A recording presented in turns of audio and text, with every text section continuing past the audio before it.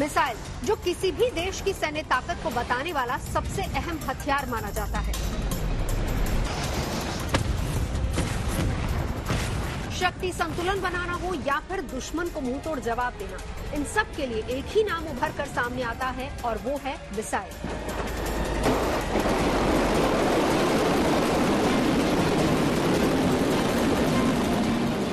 आज दुनिया के कई देश अलग अलग कैटेगरीज की ताकतवर मिसाइल बनाने में जुटे हैं, जिसमें बैलिस्टिक मिसाइल के निर्माण और इसके अपग्रेडेशन पर खास जोर दिया जा रहा है।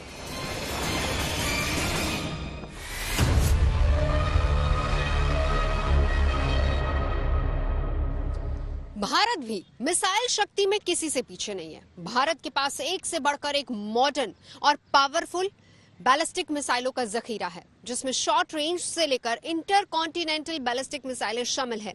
यानी 300 किलोमीटर से लेकर 5500 किलोमीटर तक दुश्मन को मार गिराने की ताकत है भारत के पास।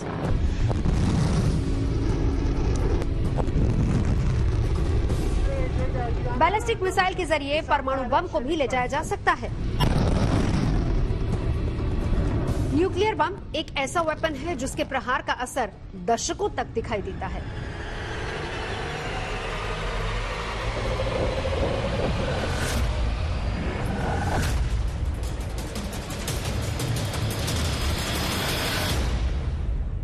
इसीलिए दुनिया इस हथियार को लेकर आशंकित रहती है।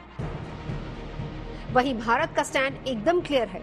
भारत हमेशा से कहता रहा है कि उसका परमाणु और मिसाइल कार्यक्रम रक्षात्मक है और वो फर्स्ट स्ट्राइक के लिए नहीं है।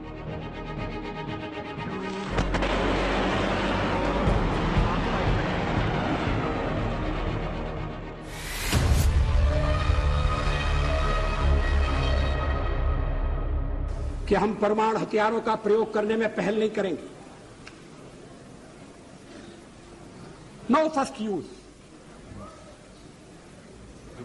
हमने ये भी कहा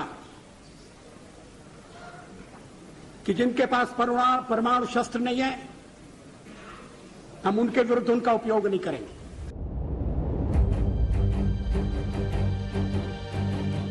परमाणु बम को लेकर भारत इसी सोच के साथ आगे बढ़ रहा है।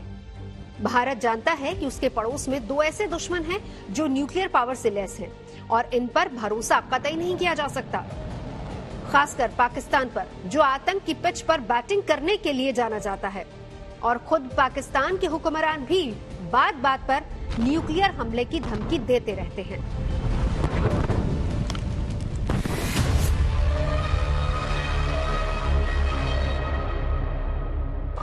पाकिस्तान जवाब देना जानता है।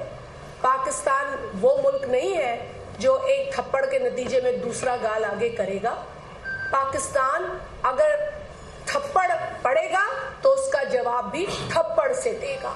ये बात मैं आपके तवज्जुह से क्लियर करना चाहती हूँ। और अगर भारत का कोई मिनिस्टर किसी भी फोरम पर मोदी सरकार के दिफा में इतना अंधा हो जाएगा कि वो ये नहीं सोचेगा कि वो एक न्यूक्लियर मुल्क के लिए, पाकिस्तान जैसे न्यूक्लियर मुल्क के लिए ऊल फूल बक सकता है, तो ये उसकी गलती है।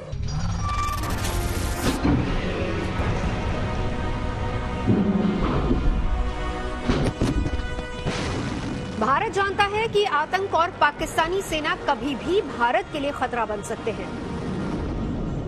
पाक सेना ने तो कई बार दुस्साहस की कोशिश भी की, जिसमें हर बार उसे मुंह की खानी पड़ी। भारत भविष्य के खतरों को समझते हुए पहले ही अपनी रक्षा तैयारियों को धार दे रहा है। इसका जिक्र पूर्व प्रधानमंत्री अटल बिहारी वाजपेयी भी अपने भाषण में कर चुके हैं।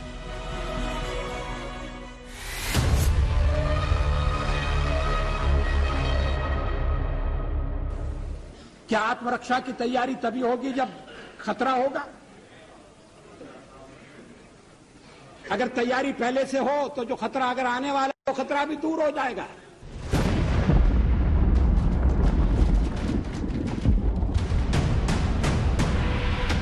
पच्चीस साल पहले 11 मई साल 1998 को राजस्थान के पोखरण फील्ड फायरिंग रेंज में खेतलोई गांव के पास भारत ने दूसरा परमाणु परीक्षण किया था। इसके साथ ही भारत भी परमाणु हथियारों वाले देश की लिस्ट में शामिल हो गया।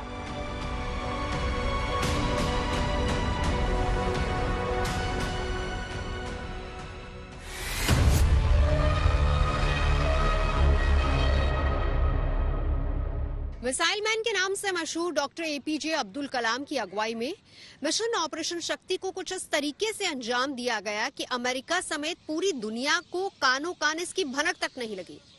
दरअसल ऑपरेशन शक्ति का मकसद दुनिया को ये बताना था कि भारत की ताकत क्या है। मिसाइल के मामले में, परमाणु शक्ति के मामले में भारत किसी से पीछे नहीं है। इससे पहले 1974 में इंदिरा गांधी की सरकार में भी पहला परमाणु मिशन हुआ था, लेकिन उस मिशन का नाम था ऑपरेशन स्माइलिंग बुद्धा।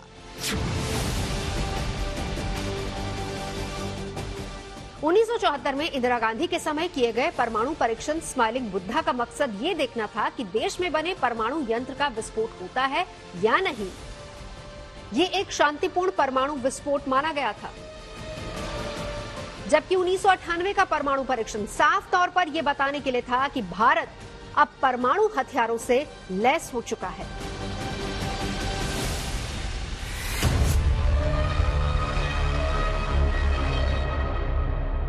इसकी बैकग्राउंड ये है कि सेकेंड वर्ल्ड वॉर के बाद जो न्यूक्लियर वेपन स्टेट्स थे, उन्होंने सोचा कि ड्यूरिंग द कोल्ड वॉर के न्यूक्लियर वेपन्स को एज ए डेटरेंट इस्तेमाल किया जाए, जिसके द्वारा ये एक पीस की गारंटी बने, ना कि एक डिस्ट्रक्शन की और लड़ाई की गारंटी बने।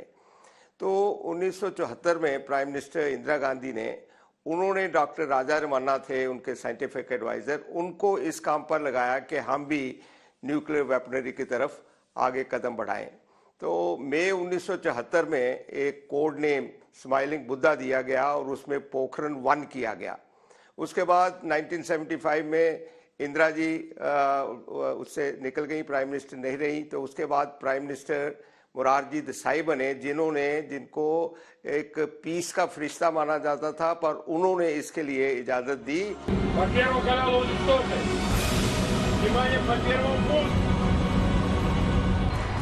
आज दुनिया में सिर्फ 9 ही देश ऐसे हैं जिनके पास न्यूक्लियर वेपन मौजूद हैं।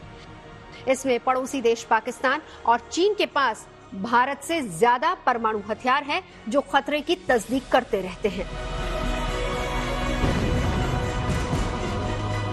सीप्री यानी स्कॉटहम इंटरनेशनल पीस इंस्टीट्यूट की जनवरी 2023 की रिपोर्ट के मुताबिक इस वक्त रूस के पास सबसे ज्यादा 5,889 परमाणु हथियार हैं। दूसरे नंबर पर अमेरिका है, जिसके पास 5,244 न्यूक्लियर वेपन है। फ्रांस के पास 290, यूके के पास 225, चीन के पास 410, पाकिस्तान के पास 170, भारत के पास 164, इजराइल के पास 90 और नॉर्थ कोरिया के पास 30 परमाणु हथियार है। न्यूक्लियर वेपन के मामले में पाकिस्तान भले ही भारत से ज्यादा हो, लेकिन उसके पास परमाणु हथियारों के ट्रांसपोर्टेशन और लॉन्चिंग पैड्स भारत से ज्यादा बेहतर नहीं है। भारत जमीन, हवा और पानी तीनों ही तरीकों से परमाणु हमला करने में सक्षम है।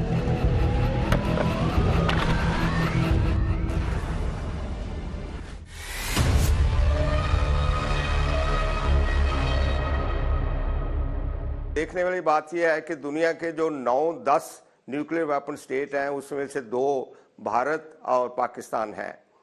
अभी दूसरी बात यह है कि भारत के पास एक न्यूक्लियर ट्राइएड है। इसका ट्राइएड का मतलब यह है कि हम आसमान पर, ज़मीन पर और समुद्र के अंदर भी हम न्यूक्लियर वेपन सिस्टम को इस्तेमाल कर सकते हैं। हमारे पास सागरिका एक मिसाइल है जो पनडुब्बी से, जिसका नाम अरिहंत है, वहाँ से भी इस्तेमाल हो सकती है।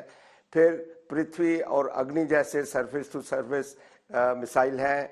फिर इसी के साथ ब्रह्मोस है जो धरती से, आसमान से और पानी से, कहीं से भी वार कर सकता है। तो हमारी शक्ति ओवरऑल न्यूक्लियर वेपन सिस्टम को इस्तेमाल करके दुश्मन को नुकसान पहुंचाने की, वो पाकिस्तान से कहीं ज्यादा है। भारत के पास जहां हवा से परमाणु बम गिराने के लिए मिराज फाइटर जेट और जैगुआर बम वर्षक विमान हैं, वहीं राफेल भी परमाणु बम गिराने की ताकत रखता है।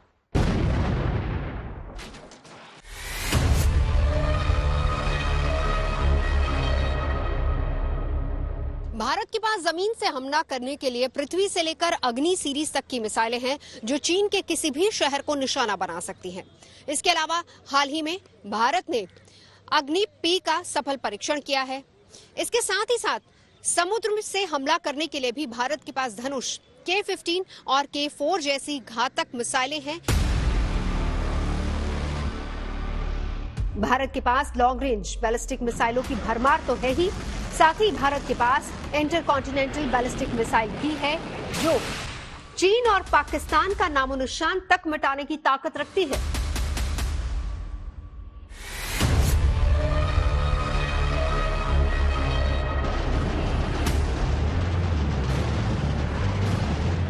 साल 1962 में भारत ने चीन से युद्ध लड़ा।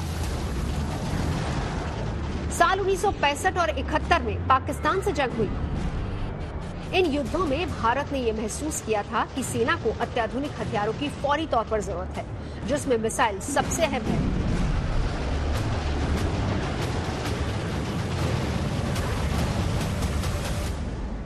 उस वक्त तक दुनिया भर में सिर्फ 4 देश ही ऐसे थे जिनके पास अपने मिसाइल सिस्टम थे, जिनमें चीन के पास डोंगफेंग मिसाइल सिस्टम, अमेरिका के पास लांस मिसाइल सिस्टम, सोवियत संघ के पास स्कड मिसाइल सिस्टम और इजराइल के पास जेरिको मिसाइल सिस्टम था।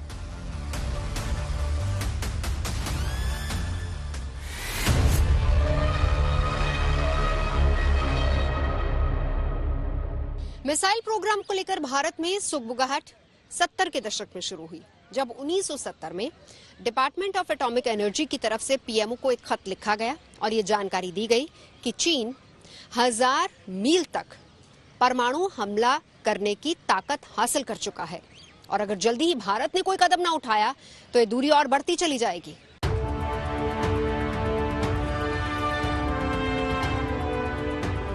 उसी साल सोवियत सूत्रों ने भारतीय अधिकारियों को बताया कि चीन 1 मेगा टन तक पेलोड कैपेसिटी हासिल कर चुका है।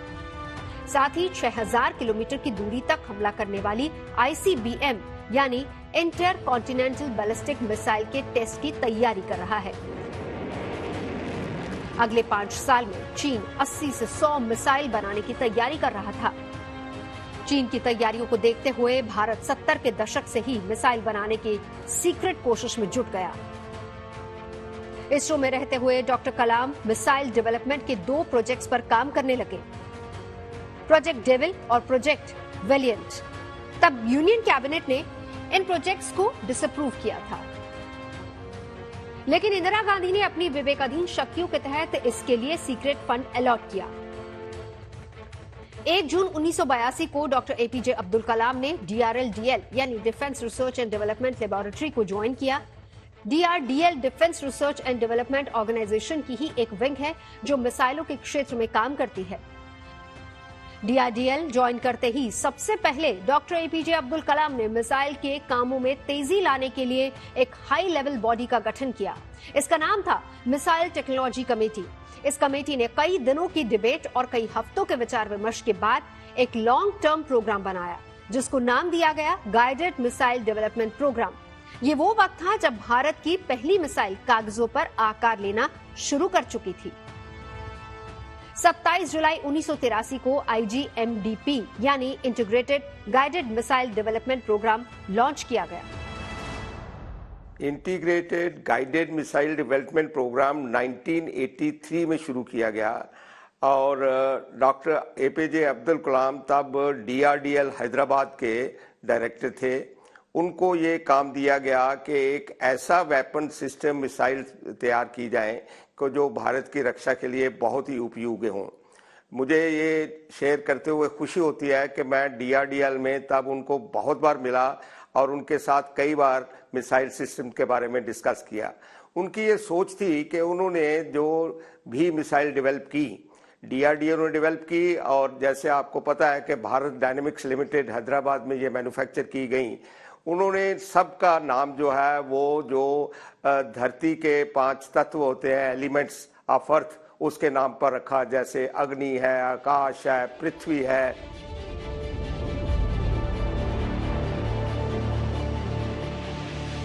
इंटीग्रेटेड प्लान के तहत कई मिसाइलों पर एक साथ काम शुरू हुआ। अलग अलग मिसाइलों के नाम तय किए गए। सतह से सतह पर मार करने वाली मिसाइल का नाम रखा गया पृथ्वी।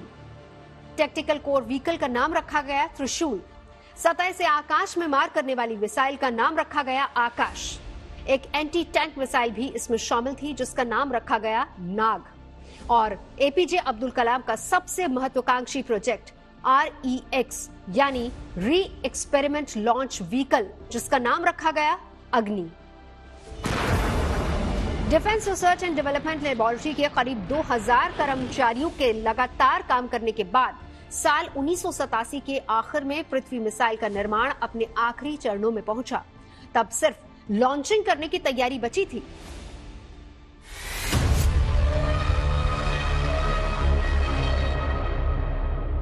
बालासोर की टेस्ट रेंज क्योंकि निर्माणाधीन थी और इसीलिए पृथ्वी मिसाइल की लॉन्चिंग के लिए श्रीहरिकोटा से स्पेशल अरेंजमेंट्स किए गए। 25 फरवरी 1988 को भारत की पहली सतह से सतह पर मार करने वाली पृथ्वी मिसाइल का सफल परीक्षण किया गया।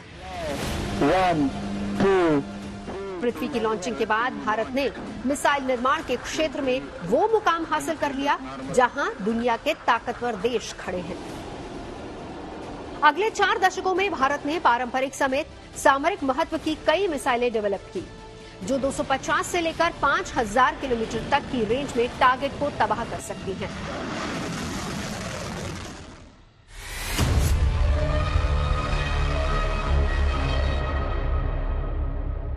आज भारत के पास अग्नि सीरीज की मिसाइलें हैं। इसके अलावा शौर्य, पृथ्वी, धनुष, K-15 और निर्भया जैसी कई बैलिस्टिक मिसाइलें भी हैं। Integrated guided missile development programme के तहत तैयार की गई इन मिसाइलों की ताकत इतनी है कि दुश्मन का बच पाना नामुमकिन है। भारत ने साल 1989 में अग्नि 1 मिसाइल के साथ अग्नि सीरीज की मिसाइलों का परीक्षण शुरू किया। उस दौर में सिर्फ अमेरिका, पूर्व सोवियत संघ, चीन और फ्रांस के पास ही बैलिस्टिक मिसाइलें थी। किसी भी मिसाइल को बैलिस्टिक तब कहा जाता है जब उसका प्रक्षेप पथ अर्ध चंद्राकार का होता है या सब ऑर्बिटल होता है। इसे हवा, पानी या आसमान से कहीं पर भी टारगेट बनाकर हमला किया जा सकता है। यूं कहें कि इसका इस्तेमाल पहले से निर्धारित टारगेट पर एक या उससे ज्यादा हथियार पहुंचाने के लिए किया जाता है। बैलिस्टिक मिसाइल से परमाणु बम को भी ले जाया जा सकता है। अगर दुश्मन देश ने न्यूक्लियर अटैक करने की कोशिश भी की तो दुश्मन देश पर बैलिस्टिक मिसाइल के जरिए परमाणु हमला किया जा सकता है।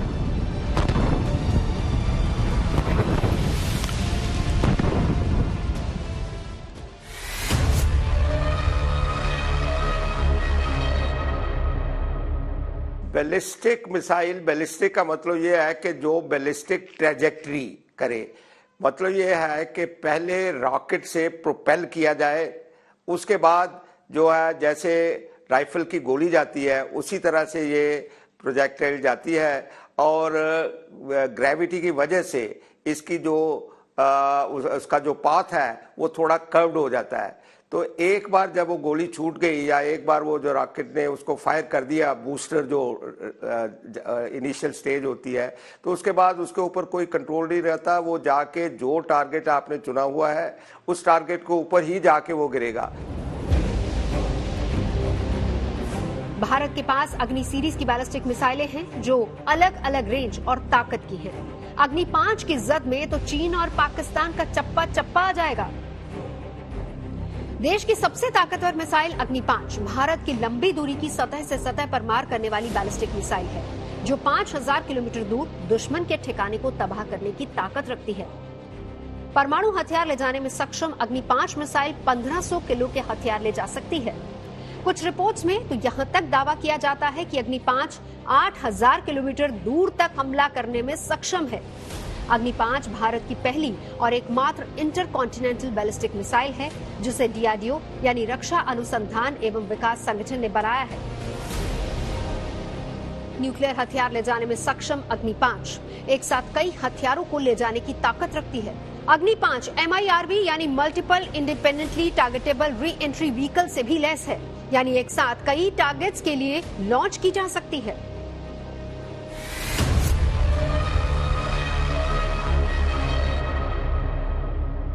अग्नि मिसाइल 1999 में इसको लॉन्च किया गया। सबसे पहले ये surface to surface hypersonic missile है, यानी इसका 25 मैक की तकरीबन स्पीड है और इसकी एक्यूरेसी जो है वो 20 से 25 मीटर के अंदर आती है। ये इसके कई वर्जन है, अग्नि 1, 2, 3, 4, 5, अभी तो अग्नि 6 भी डेवलप हो रहा है और अग्नि 6 की माना जाता है कि ये एक ICBM है, इंटरकॉन्टिनेंटल बैलिस्टिक मिसाइल, और ये तकरीबन 12,000 किलोमीटर तक मार कर सकती है। सो ये अग्नि एक बहुत ही बढ़िया, भारत के पास ऐसा मिसाइल सिस्टम है कि जिसका दुनिया को काफ़ी खौफ है।